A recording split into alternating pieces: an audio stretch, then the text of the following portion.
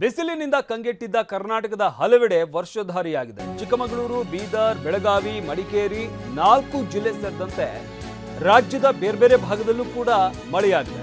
ಚಿಕ್ಕಮಗಳೂರಿನಲ್ಲಿ ಮಳೆಯಾಗಿದೆ.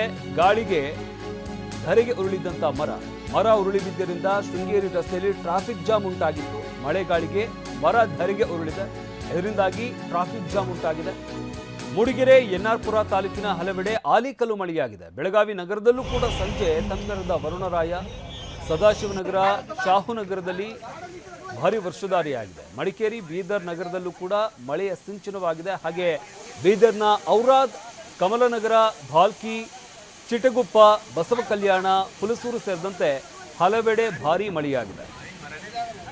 ಇನ್ನು ಕೂಡ ಬೇಸಿಗೆಯ ಆರಂಭದ ದಿನಗಳು. ಈಗಲೇ ಸಾಕಷ್ಟು ಬಿಸಿಲ ಬೇಗೆಯಿಂದ ಜನ ತತ್ತರಿಸಿ ಹೋಗಿದ್ರು.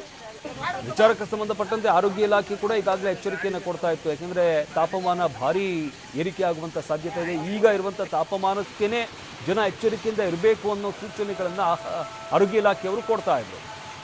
ಆದರೆ ಈ ಸಂದರ್ಭದಲ್ಲಿ ವರುಣ ತಂಪೆರೆದಿರುವಂಥದ್ದು ಎಲ್ಲ ಒಂದು ಕಡೆ ಸ್ವಲ್ಪ ಸಮಾಧಾನಕರ ವಿಚಾರ.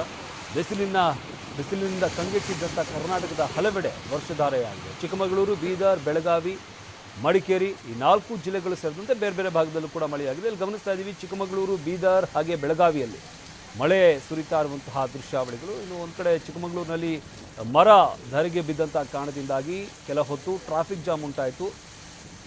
ಹೆದ್ದಾರಿಗೆನೇ ಮರ ಬಿದ್ದಂತಹ ಕಾರಣದಿಂದಾಗಿ ವಾಹನ ಸಂಚಾರ ವ್ಯತ್ಯಯವಾಗಿತ್ತು. ಇದರಿಂದಾಗಿ ಸಾಲುಗಟ್ಟಲೆ ವಾಹನಗಳು ಕ್ಯೂ ನಿಂತಿದ್ವು.